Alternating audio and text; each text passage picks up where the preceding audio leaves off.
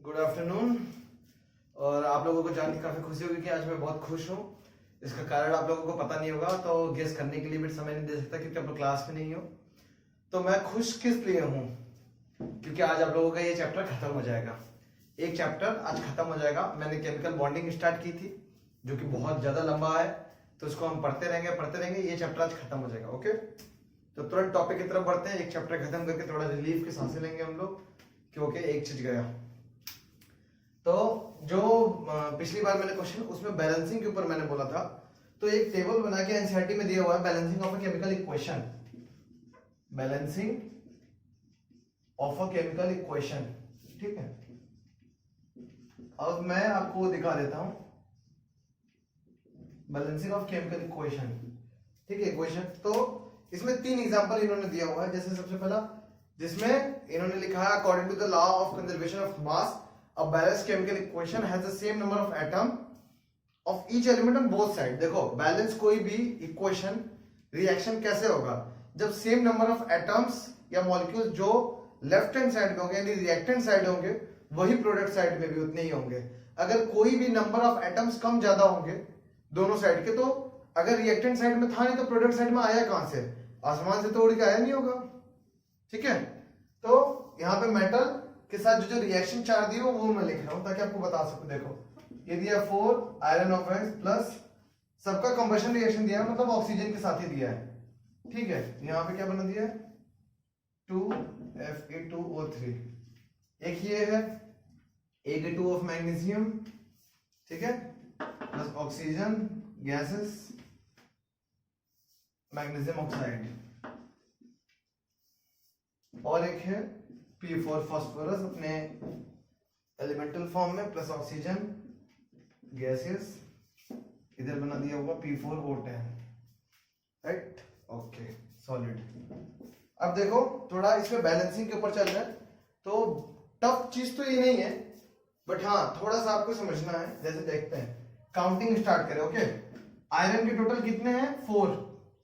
ये 4 है आयरन के 4। तो इधर आयरन कितना है? 2 यहाँ पे है Fe2, 2 का इस 2 से मल्टीप्लाई, टोटल आयरन इधर कितने? 4, तो 4 का 4, ओके, आयरन बैलेंस है। नेक्स्ट आते हैं ऑक्सीजन। ऑक्सीजन 2 इधर 3 इधर, 3 टू 6। अब इसको इतना तो कोई समझ ही सकता है, बट आप लोग 11th में तो मेरा फर्ज है हर कुछ बताना। तो 3 टाइम्स ऑफ ऑक्सीजन यानी ऑक्सीजन के 3 मॉलिक्यूल, तो टोटल ऑक्सीजन के कितने एटम हो गए? 6 एटम, ठीक है। ये मल्टीप्लाई कैसे हुआ? 6 एटम। अब यहाँ पे देखिए ऑक्सीजन का 3 है एक मॉलिक्यूल में, यानी अगर इसको हम 2 को छोड़ दे तो 1 मॉलिक्यूल में 3, 2 में 6, यानी ऑक्सीजन बैलेंस। तो ये रिएक्शन क्या हुआ? बैलेंस्ड, की रिएक्शन बैलेंस्ड है। बट इसमें देखो 2 मैग्नीशियम इधर 2 Mg यानी कि 2 मैग्नीशियम, ठीक है। इधर ऑक्सीजन 2, ऑक्सीजन 1 है, और ये 2 से मल्टीप्लाई 2, यानी ये रिएक्शन भी क्या है अपना? बैलेंस्ड है, ठीक है। नेक्स्ट पे चलते हैं। फास्फोरस 4, यहां पे फास्फोरस 4, ओके, फास्फोरस ठीक है। Oxygen 2, oxygen 10। तो अब इसमें क्या है? ये अनबैलेंस्ड है। अब क्या हो गया कि ऑक्सीजन 2 था बट ऑक्सीजन यहां पे 10 आ गया, तो 10 ऑक्सीजन कहां से बाकी 8 ऑक्सीजन आए? कैसे आए वो ऑक्सीजन? ठीक है, तो इस रिएक्शन को हम क्या बोलेंगे? Unbalanced equation. ये बैलेंस्ड नहीं है। इसके लिए हम क्या करेंगे? अगर हम यहां पे सिर्फ 5 को मल्टीप्लाई कर दें, सिर्फ 5 को मल्टीप्लाई कर दें तो 5 2 10, अभी कितना होगा? 10, तो बराबर हो गया ना। अब ये रिएक्शन क्या हो गया? अब ये रिएक्शन बैलेंस्ड हो गया। तो ऐसी बैलेंसिंग करते हैं। अब एनसीईआरटी के टेबल से बता रहा हूं आपको। बैलेंसिंग के लिए मेन तो रेडॉक्स जब हम पढ़ेंगे तो उसमें बहुत अच्छे से है, बट अभी बैलेंसिंग के लिए जो जितना जरूरत है वो बता देता हूं, ठीक है। अभी देखिए इन्होंने एक एग्जांपल बोला है कि जब ये सारी चीजें हम समझ गए 3 एग्जांपल से, तो एक अच्छे से करके देखते हैं। अब कंबशन रिएक्शन करना है हमें प्रोपेन का। प्रोपेन यानी C3H8। अल्केन का आपको फॉर्मूला पता होगा CnH2n+2, तो 3 2 6 और 2। और अगर नहीं पता होगा तो आप लोग वेट करें, अभी आप लोग ऑर्गेनिक में ये सारी चीजें पढ़ेंगे, ठीक है। तो C3H8 प्रोपेन आ गया। अब इसका कंबशन रिएक्शन करना है, ठीक है। तो सबसे पहले कंबशन रिएक्शन वो होता है जिसमें आप ऑक्सीजन के साथ हीट करते हो और जो एलिमेंट है उसका फॉर्म बनता है। तो कार्बन का CO2 बन जाएगा, हाइड्रोजन का H2O बन जाएगा।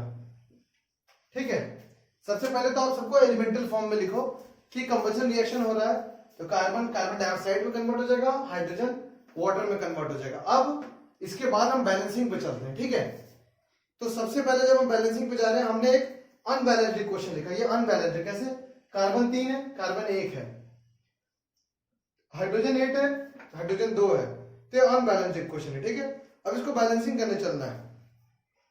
तो सबसे पहले हम बैलेंसिंग करेंगे, देखो हम स्टेप बाय स्टेप लिख रहे हैं। स्टेप 1 कि सबसे पहले हम कार्बन को देखेंगे। कार्बन के 3 है, कार्बन के 1 है, तो बैलेंस करने के लिए क्या करना होगा? पहले कार्बन को करेंगे। ठीक है, इसको ऐसे ही रख देंगे, C3H8 प्लस ऑक्सीजन। 3 कार्बन कैसे आएगा? 3 से मल्टीप्लाई कर देते हैं। ठीक है, अब क्या हुआ? देखो 3 कार्बन 3 कार्बन, कार्बन बैलेंस्ड है। स्टेप 2 जब कार्बन हो गया तो हम किस पे जाएंगे? हाइड्रोजन। हाइड्रोजन कितना? 8, यहां पे हाइड्रोजन कितना? 2, मतलब 4 से मल्टीप्लाई करें, यानी C3H8 प्लस ऑक्सीजन 3CO2 रहेगा प्लस 4H2O। ये क्या हुआ? हमारे स्टेप 2 जिसमें हमने 4 हाइड्रोजन कर दिया। अब देखो हाइड्रोजन बैलेंस हो गया 8 और 8, 8 और 8 आ गया। ठीक है, और कार्बन भी 3 3 आ गया। बट अब इसको अगर देखें तो ऑक्सीजन तो यहाँ पे ऑक्सीजन कितने हैं? 3 2 6 प्लस 4 4, तो टोटल 10 ऑक्सीजन है इधर। अच्छे से देखिए, 4 ऑक्सीजन यहाँ है, 6 यहाँ है, 6 4 10, यहाँ पे कितना है? 2। तो स्टेप 3 में क्या करेंगे हम? ऑक्सीजन बैलेंस कर देंगे। C3H8 plus 5O2 3CO2 4H2। अब देखिए ये रिएक्शन पूरी कंप्लीटली तरीके से बैलेंस्ड हो गया। इसी को एनसीईआरटी 2-3 और स्टेप में कर दिया है। ठीक है, तो आप ये इसको टेबल देखेंगे समझेंगे बेसिकली यही किया है, बट कॉम्प्लिकेटेड घुमा फिरा के उस चीजों को लिखना कि बैलेंसिंग नंबर और वेरीफाई। अब उसके बाद आप वेरीफाई कर सकते हैं। Carbon 3 carbon 3, hydrogen 8 hydrogen 8, oxygen total 5 2 10, 3 2 6 और 4 10। तो इस तरीके से बैलेंस होता है। ठीक है, बहुत ही सिंपल तरीका बताया, बहुत ही सिंपली नॉर्मल मैथ्स से ही चलना है, कुछ भी खास नहीं है, ऐसे ही बैलेंसिंग होती है। और ये बैलेंस हो गया, बट हमारा मोबाइल बैलेंस नहीं हो रहा। एक सेकेंड। ओके, तो अब मोबाइल भी बैलेंस हो गया, अब दोनों चीजें बैलेंस हो गई हैं। ठीक है, तो ये है हमारा बैलेंसिंग। हम लोग जल्दी से चलेंगे नेक्स्ट टॉपिक पे, क्योंकि जितनी जल्दी चैप्टर खत्म होगा उतनी जल्दी कॉन्फिडेंस आ जाएगा आपको, नहीं मुझे, कि हाँ एक चैप्टर खत्म। ठीक है, नेक्स्ट टॉपिक की तरफ चलते हैं। अब एक टॉपिक आता है लिमिटिंग रिएजेंट। लिमिटिंग रिएजेंट को अगर नाम से ही सोचें तो उसमें लिमिटेशन वर्ड से रिलेटेड है। लिमिटिंग यानी कि आप सोचो अगर कोई भी रिएक्शन है, कार्बन प्लस ऑक्सीजन CO2 बन रहा है, और यहाँ पे हम 40 कार्बन ले लें, 40 कार्बन लिए तो यहाँ पे 40 बैलेंसिंग में आएगा। 40 कार्बन, समझ रहे हैं आप? 40 ये ओके। ऑक्सीजन कितना है? 80। अगर हमने ऑक्सीजन कितना का 4 2 80, यहाँ पे अगर हमने 30 ले लिया तो ऑक्सीजन टोटल कितना है? ऑक्सीजन टोटल हो गया 60। अब जब ऑक्सीजन है 60 तो 40 मोल्स ऑफ ये आएंगे कहां से? नहीं आएंगे। तो इस केस में लिमिटिंग रिएजेंट क्या हुआ? लिमिटिंग रिएजेंट वो होता है, वो डिसाइड करता है प्रोडक्ट कितने बनेंगे कोई, क्योंकि वो लिमिटेड क्वांटिटी में है। अब ऑक्सीजन अगर 60 है तो ये बन ही नहीं सकता 40। क्यों? क्योंकि ऑक्सीजन हमारा क्या है, यहाँ पे लिमिटिंग रिएजेंट है, ऑक्सीजन कम है, तो 30 के हिसाब से 60 के हिसाब से ये कितना बन सकता है? 30। अब अगर ये 30 बनेगा तो इसका मतलब क्या हुआ कि 30 मोल्स ऑफ 3 to 60 ये खत्म हो गया, पर कार्बन कितना? 30। तो यहाँ पे क्या होगा फाइनल प्रोडक्ट में? यहाँ पे 10 कार्बन क्या होंगे? बचे होंगे। समझे आप? तो किसी भी रिएक्शन में एक अच्छे प्रोपोर्शन के साथ जब दोनों होते हैं, एक डेफिनेट प्रोपोर्शन के साथ, तो ही रिएक्ट करते हैं। बट अगर कोई चीज कम या ज्यादा हो जाती है, अगर कम हुई तो उसको हम बोलते हैं लिमिटिंग रिएजेंट, कि वो डिसाइड करेगा प्रोडक्ट कितना बनेगा।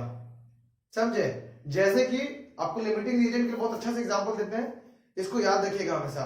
आपको चाय बनाने का काम मिला, पानी आपके पास अनलिमिटेड है, चीनी आपके पास अनलिमिटेड है, सब कुछ अच्छा खासा, पर चायपत्ती में आपको सिर्फ 2 ही चम्मच दे रहा हूं, तो ऐसा तो हो नहीं सकता कि आप 10,000 लोगों के लिए चाय बना दोगे, चायपत्ती है ही नहीं। तो वहां पे लिमिटिंग रिएजेंट क्या हुआ?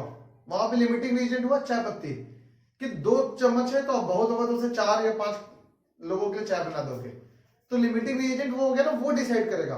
भले ही चीनी आपके पास 1000 क्विंटल है, वाटर अनलिमिटेड है, पूरा गंगा का पानी ही आपके पास है, फिर भी आप नहीं बना सकते। क्यों? क्योंकि चीनी वहां पे लिमिट सॉरी चायपत्ती वहां पे लिमिटिंग रीजेंट है। वैसे ही इस केस में बता रहे थे, कार्बन है बन सकता है For2 पर नहीं बनेगा। क्यों? क्योंकि ऑक्सीजन लिमिटिंग रिएजेंट है। तो लिमिटिंग रिएजेंट बहुत सिंपल सी चीज, लिमिटिंग रिएजेंट कैसे प्रोडक्ट डिसाइड करता है ये भी आप चायपत्ती से सोच सकते हो कि चायपत्ती कम है, वही डिसाइड करेगा कि कितना चाय बनेगा। ठीक है, तो लिमिटिंग रिएजेंट का ये इंपॉर्टेंट है। अब उसके बाद आपका होमवर्क ये है कि प्रॉब्लम 1.5 सॉल्व एग्जांपल है एनसीईआरटी में, ये आपको करना है सबको। ये थोड़ा आपका दिमाग घुमाएगा, इसलिए बहुत इंपॉर्टेंट है, इसको कीजिए। बहुत बड़ी बात नहीं, और एनसीईआरटी थोड़ा डरा डरा के लिखता है चीजों को। जैसे आपको एक जगह बताता है, ये लिखा हुआ है 50 kg ऑफ नाइट्रोजन, ठीक है, और मोल निकालना है। तो मोल निकालने का क्या तरीका होता है किसी भी चीज का? Weight in gram, sorry weight of that substance. तो 50 kg है अपॉन मोलर मास, नाइट्रोजन कितना था 28 ग्राम, दोनों को काटने के लिए क्या करोगे आप? 50 इंटू 1000 अपॉन 20, बस। अब इसको एनसीईआरटी इसी चीज को कैसे लिखा है, देखो ऐसे लिखा है 50 kg ऑफ नाइट्रोजन, ठीक है, into 1000 gram of nitrogen upon 1 kg nitrogen into 1 mole nitrogen upon 28 gram of nitrogen. समझे आप? इसने बस इस चीज को, जो केजी को ग्राम में कन्वर्ट किया है, एनसीईआरटी ने ऐसे लिखा है कि पहले 50 kg ऑफ नाइट्रोजन लेनी है, फिर उसके बाद 1000 gram of nitrogen upon 1 kg, क्योंकि 1 kg और ग्राम ये यूनिट कन्वर्ट किए हैं ग्राम में, फिर उसके बाद 1 मोल अपॉन 28 मोलर मास से डिवाइड किए। ये आप सीधे ही कर देते थे, मोल को तो वेट जो दिया है अपॉन मोलर मास, सीधे आपका आंसर आ जाता। केजी से ग्राम, ग्राम में दोनों करते बस। पर एनसीईआरटी ऐसे लिखा, तो डरिए नहीं, देखिए अपने कोशिश कीजिए जब भी एनसीईआरटी के कोई भी क्वेश्चन करें, जो भी इंटेंस क्वेश्चन दिए होते सॉल्यूशन के साथ, उस टाइम आप प्लीज सॉल्यूशन पे ज्यादा फोकस मत कीजिए, आप खुद कीजिए, फिर देखिए क्या पता आपका आंसर सेम आएगा, बट एनसीईआरटी डरा रखा होगा। ठीक है, तो डरिए नहीं। ओके, तो इसके बाद आप जब वो क्वेश्चन कर लोगे तो रिएक्शन इन सॉल्यूशन, अब 4 चीज यहां पे है जो अभी से लेके 12 तक आपको पढ़ना है। रिएक्शंस इन सॉल्यूशन, सबसे पहला है मास परसेंटेज। मास परसेंटेज किसी भी चीज का कैसे निकलता है, इसको मास परसेंटेज बोलो और वेट परसेंटेज भी बोलते हैं, क्योंकि वेट हमारा मास में होता है। ठीक है, वेट परसेंटेज। सेकंड, जब आप ये कर लोगे उसके बाद है मोल फ्रैक्शन। मोल फ्रैक्शन के बाद मोलरिटी, राइट, मोलरिटी, फिर आएगा मोलरिटी। ये आपको पूरी जिंदगी पढ़ना है। ठीक है, तो बारी बारी डिस्कस करते हैं। ओके, सबसे पहले मास परसेंटेज और वेट परसेंटेज। अब किसी भी चीज में मास परसेंटेज निकलना होता है तो जनरली कैसे निकलता है, पहले इस चीज को सोचते हैं। मास परसेंटेज निकालने का तरीका, अब आपको कोई पूछे कि ये मेरे हाथ है, इसका मास परसेंटेज क्या होगा, तो इसका कैसे निकालोगा? इसका वेट, इस हाथ का जो वेट है अपॉन मेरे पूरे बॉडी का वेट इंटू 100, परसेंटेज निकालने के लिए 100। अब कोई भी चीज, जैसे कि 1 किलो चीनी ले लो, ओके, 1 किलो शुगर है जिसमें से हम 100 ग्राम निकाल लिए। अब तुमसे कोई पूछे कि वो 100 ग्राम का मास परसेंटेज कितना था, ठीक है, तो 100 ग्राम चीनी का, 100 ग्राम जो 1 किलो में से निकाला गया है, मास परसेंटेज कितना है? ठीक है, तो ऐसे लोगों को लगेगा, देखो 100 ग्राम 100 ग्राम 100 ग्राम 100 ग्राम 10 बार जोड़ोगे तो 1 केजी आ जाएगा, यानी कि 1/10 टाइम, यानी कि 10% होगा। पर इसको निकालने का देखो क्या होगा, 100 ग्राम जितना है, ठीक है, अपॉन टोटल कितना था 1 केजी, यानी ये इतना ग्राम इंटू 100, 1 2 3 1 2 3 कितना गया, 10 आ गया, ये 10% हुआ। मास परसेंटेज निकालने का ये तरीका, ठीक है, कॉमन सेंस से भी आप सोच सकते हो। अब देखिए मास परसेंटेज का जो डेफिनेशन है वो भी ऐसे ही है, इसीलिए पहले बता दिया हूं। मास परसेंटेज का डेफिनेशन क्या है? Mass of solute upon total mass of solution, mass of solution into 100। ठीक है, तो मास परसेंटेज निकालने का क्या तरीका? Mass of solute upon mass of solution into 100, यानी जिस चीज का निकालना है। अब शायद आपको नहीं पता होगा, फिर भी बता देते हैं। शायद सॉल्यूशन कभी भी दो चीजों से मिलकर बनता है, सॉल्यूट और सॉल्वेंट। ठीक है, कोई भी सॉल्यूशन सॉल्यूट और सॉल्वेंट से मिलकर बनता है। ठीक है, सॉल्वेंट हमारा जो मैक्सिमम क्वांटिटी में सॉल्यूशन में प्रेजेंट होता है उसको कहते हैं। जैसे चीनी पानी आप करोगे, शुगर और वाटर, तो एक गिलास में 1 चम्मच डाले तो सॉल्यूट हुआ आपका शुगर, सॉल्वेंट हुआ आपका पानी। कोई भी ऐसा चीज नहीं है जो आप ऐसा सोचेगा कि सॉल्यूट हमेशा सॉलिड होगा या सॉल्यूट ये होगा। सॉल्यूट हमेशा बस कम क्वांटिटी में होगा और सॉल्वेंट हमेशा ज्यादा क्वांटिटी में होगा। ठीक है, तो तब हमारा बनता है सॉल्यूशन। तो अगर हमें मास परसेंटेज निकालना तो क्या है? मास परसेंट निकालना होगा तो मास ऑफ सॉल्यूट, जो हमारा सॉल्यूट है, upon mass of solution into 100। तो ये मास परसेंटेज निकालने का तरीका है। अब जैसा कि हमने आपको मोल निकालना सिखा दिया है कि मोल कैसे निकलता है, यहां पे आता है मोल फ्रैक्शन। मोल फ्रैक्शन, ठीक है। अब मोल फ्रैक्शन के साथ बहुत एक कॉमन सी चीज है, फ्रैक्शन के साथ जैसे आप फ्रैक्शन कभी भी सोचते हो तो 3/1 फ्रैक्शन नहीं है, फ्रैक्शन 1 से छोटा होता है। ठीक है, तो ये मोल फ्रैक्शन जब भी हम बात करेंगे तो कोई भी चीज जो 1 से छोटी होगी। ठीक है, जैसे कि दो, अब उसका इसका फॉर्मूला दिखाता है आपको। अगर कोई सॉल्यूशन मान लो मोल फ्रैक्शन है, कोई Na है और Nb है, दो चीजों का मिलके कोई चीज है, कोई कंपाउंड बना हुआ जो number of moles of A भी है, number of moles of B भी है। तो अगर हम इसका मोल फ्रैक्शन देखेंगे A का, तो क्या आएगा? मोल फ्रैक्शन के फॉर्मूले के हिसाब से देख रहे हैं, number of moles of A upon total number of moles. Total number of moles क्या है? ये दोनों Na प्लस Nb। ठीक है, इसको अगर फॉर्मूला में लिखे तो हाँ, मोल फ्रैक्शन ऑफ ए क्या होगा? Number of moles of A upon total number of moles. ठीक है, number of moles of A upon total number of moles, ये आएगा मोल फ्रैक्शन। तो मोल फ्रैक्शन निकालने का ये तरीका है, इसमें 100 से मल्टीप्लाई करते फ्रैक्शन है ये। ठीक है, अब एक सेकेंड सबको रब करते हैं ताकि आपको एक क्वेश्चन करा सके, थोड़ा सा मास परसेंटेज में आपको और आइडिया हो जाए। देखिए क्वेश्चन है, solution is prepared by 2 gram of a substance A. 2 gram कोई सब्सटेंस लिए ए, 2 ग्राम ऑफ सब्सटेंस है to 18 gram of water. 18 gram of water में इसको ऐड किए। Calculate the mass percentage of the solute.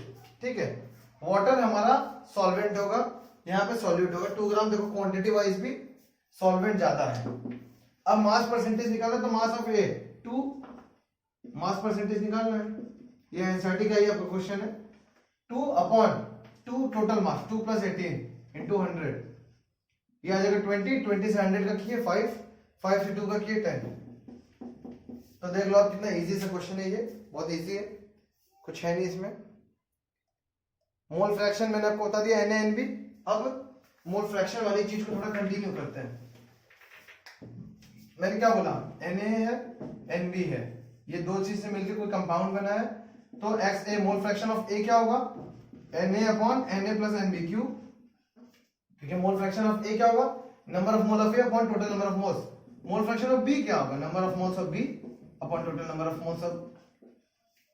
ठीक है, अब इन दोनों को ऐड कर दो, मोल फ्रैक्शन ऑफ A और B, यानी कि कोई एक ऐसी चीज है जिसके अंदर सिर्फ 2 कंपाउंड है, उसके 2 पार्ट को हमने अलग अलग लिखा। अब इनको ऐड करें, XA प्लस XB, तो क्या आएगा? Na upon Na plus Nb plus Nb upon Na plus Nb। इनका डिनोमिनेटर कॉमन है, एलसीएम ले लेते तो क्या आएगा? Na प्लस Nb, ऊपर से आ गया Na, यहां से आ गया प्लस Nb, ये कट के क्या हो गया? 1, यानी mole fraction of A plus mole fraction of B equals to 1। दिख रहा है आपको? यानी कि XA अगर हमें पता है तो XB निकल सकता है। देखो ये आपका मोल फ्रैक्शन का सबसे बेसिक और सबसे इंपॉर्टेंट फॉर्मूला है कि मोल फ्रैक्शन दो कंपोनेंट से मिलकर बना है, दोनों को हम जोड़ेंगे तो ऑब्वियसली 1 आएगा। लाइक कोई चीज फिर से वही शुगर और वाटर, कोई दो चीज है, मोल फ्रैक्शन ऑफ शुगर ले लो आप और मोल फ्रैक्शन ऑफ वाटर ले लो और उन दोनों को जोड़ोगे तो टोटल सॉल्यूशन आएगा ना, जो कि 1 होगा। देखो तो 1 आ गया। अब ये 1 आ गया तो ये फॉर्मूला क्या हुआ, x plus X B equal to 1। तो x से को हम क्या लिख सकते हैं, 1 माइनस एक्स बी। अगर क्वेश्चन में आपको x भी पता है तो x से ऑलरेडी पता चल गया। जैसे क्वेश्चन में आपको बोलते कि a है जिसका मोल फ्रैक्शन गिवन है 0.4, तो आप ऑटोमेटिक बोल दोगे कि मोल फ्रैक्शन ऑफ b 0.6 है। ठीक है, तो ये है हमारे मोल फ्रैक्शन। इसके बाद आते हैं नेक्स्ट चीज पे, which is molarity. Molarity, molarity भी फॉर्मूला याद करें पहले आप, number of moles of solute upon volume of solution in litres. इसके साथ हम दूसरा फॉर्मूला भी लिखेंगे जो कि है मोलैरिटी। देखिए एक में RITY है मोलैरिटी, एक में मोलैरिटी LITY। तो ऊपर का तो सबका सेम है, number of moles of solute upon weight, वहां पे वॉल्यूम पे यहाँ वेट है, weight of solvent in KG. बस मोलैरिटी और मोलैलिटी इन दोनों में एक ये टर्म्स हैं। मोलैरिटी कंसंट्रेशन वाली टर्म है, ठीक है, इससे बड़े बड़े सॉल्यूशन के टाइम यूज करते हैं, बट आप इसका पहले फॉर्मूला याद करो। Number of moles of solute दोनों केसेस में होंगे। मोलैरिटी जो RIT है इसमें volume of solution in litre, litre में होना इज मैंडेटरी, ठीक है। पर मोलैरिटी में क्या, वेट ऑफ सॉल्वेंट, यहाँ पे सॉल्वेंट आया है, याद रखिएगा। ऐसा नहीं कर दीजिएगा कि weight of solution in KG, weight of solvent in KG. यहाँ पे वॉल्यूम ऑफ सॉल्यूशन, यहाँ पे टोटल सॉल्यूशन होता है मोलैरिटी में, बट मोलैलिटी में सिर्फ सॉल्वेंट होता है, ठीक है।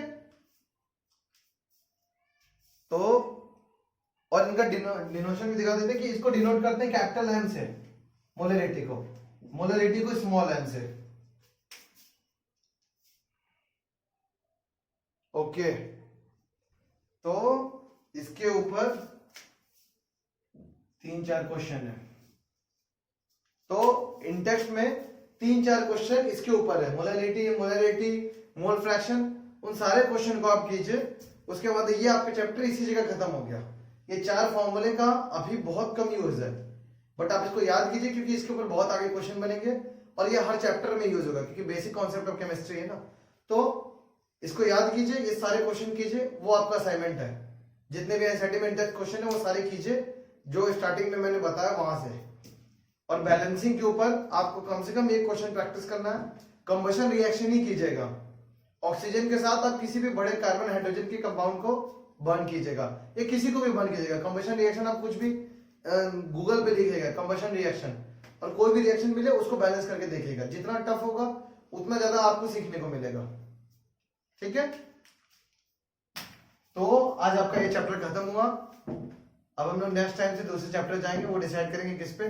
मैक्सिमम चांसेस है कि रेडॉक्स ही जाएंगे, क्योंकि बैलेंसिंग अभी थोड़ा और सीख लेते हैं ताकि रिएक्शन जब भी आए सामने तो कर सकें। तो सारा होमवर्क कीजिए प्लीज, इसको लेट इट गो मत कीजिएगा। अगली बार आपका क्लास ऑर्गेनिक का चलेगा, ये इसलिए कि आपको अच्छे से टाइम मिल गया अभी से लेके संडे तक का कि प्रॉपरली आप सब कुछ कर लें और आप डाउट्स लेके आए या इस चैप्टर को एकदम खत्म कर दें। इस चैप्टर के ऊपर आपको दोबारा मेहनत करना पड़े। Okay, thank you. चैनल को लाइक करें, सब्सक्राइब करें और भी देखें अच्छे से।